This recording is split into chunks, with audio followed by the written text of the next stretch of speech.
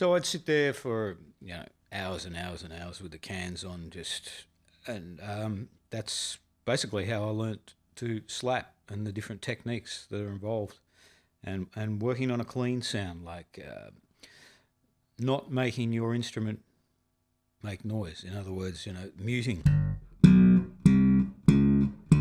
If you hit a string, all you want to hear is the one note. You don't want to hear all the other overtones and harmonics.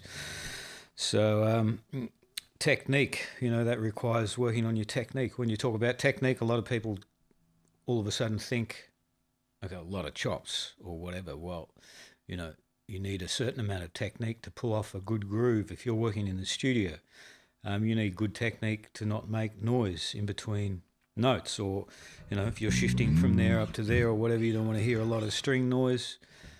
It's about technique. It's about finding the right place to play that bass line to get it to sound how you want it.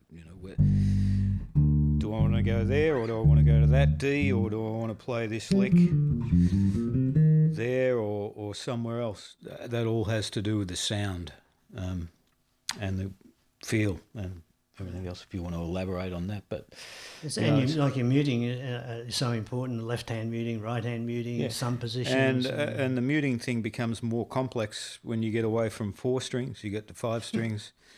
Wayne can talk about 6 strings. With a 5 string, you've got a low B, which can cause a lot of problems if you can't mute it when you're not playing it. So normally when I'm muting, my thumb takes care of the low B and the E.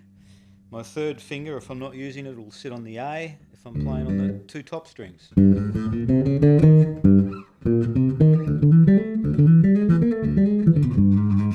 So if I'm playing on the top strings, there's no way that they can make any noise.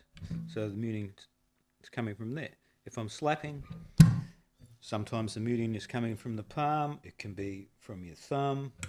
It can be from any of those fingers. So there are all different sorts of ways of working on that.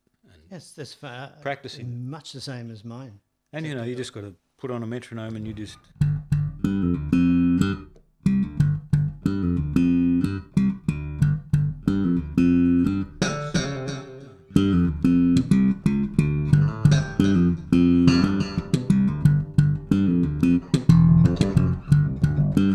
going for clean sound, and when I'm practicing grooves, I'll just spend however long it takes to just sit on that until I'm not thinking about it, and it becomes natural, and that's when it's going to feel the best.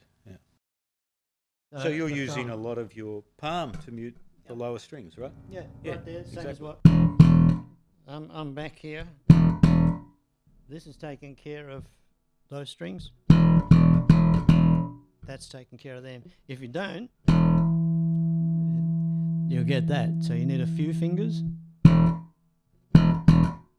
get the nice clean note. And the same thing with finger playing. As opposed to anchoring, we all need to anchor on the strings. But with the 6th string, you find you're not anchoring.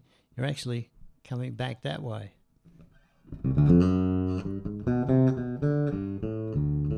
So there, I've got no anchor. I'm muting there.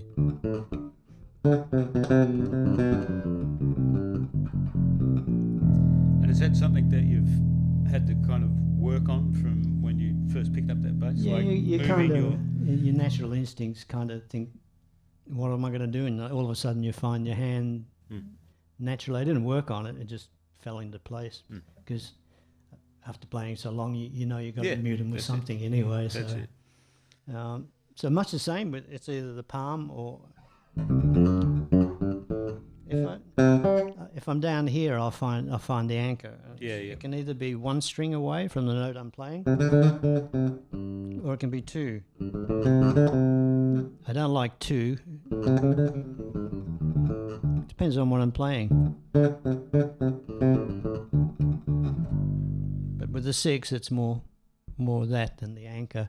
But exactly the same muting and exactly the same left hand.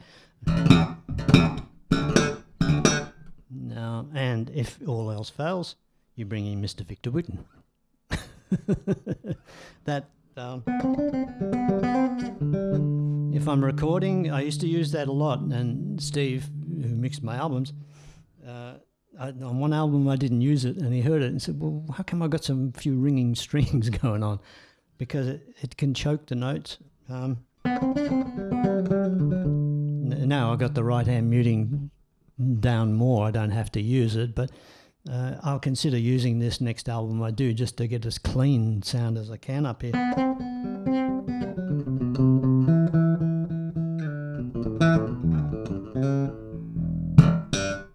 So the muting and the cleanliness of the notes is so important, isn't it?